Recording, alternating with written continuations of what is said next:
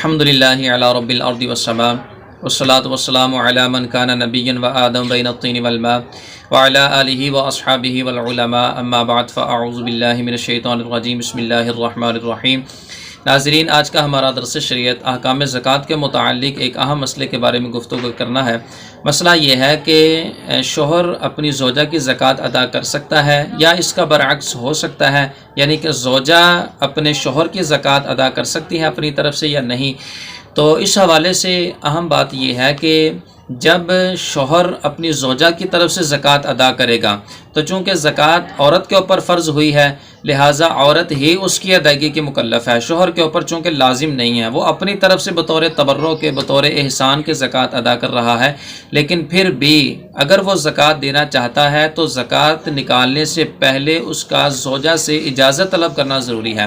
اگر وہ اجازت طلب کر لیتا ہے پھر اپنی زوجہ کی طرف سے وہ زکوٰۃ نکالتا ہے تو ایسی صورت میں زکوٰۃ ادا ہو جائے گی، اور اگر وہ اجازت طلب نہیں کرتا، اس کی اجازت کے بغیر ہی وہ اپنے مال سے اپنی زوجہ کی زکوٰۃ نکال دیتا ہے تو ایسی صورت میں اس کی دی ہوئی زکوٰۃ اس کی زوجہ کی طرف سے ادا نہیں ہوگی۔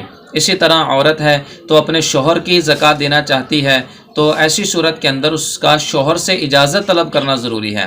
جس کے اوپر فرض ہوئی ہے تو اس سے اجازت طلب کرنا ضروری ہے۔ شوہر اجازت دے دیتا ہے تو اس کی زکوٰۃ ادا ہو جائے گی، اور اگر شوہر نے اجازت نہیں دی یا اس نے پوچھا نہیں تو اس نے اپنے شوہر کی طرف سے زکوٰۃ نکال دی تو ایسی صورت میں اس کا اپنے شوہر کی طرف سے زکوٰۃ نکالنا یہ شرعی اعتبار سے درست نہیں ہوگا، بلکہ شوہر کو دوبارہ زکوٰۃ نکالنے کا حکم دیا جائے گا۔ تو لہذا اس حوالے سے جو نا وہ احتیاط کی جائے۔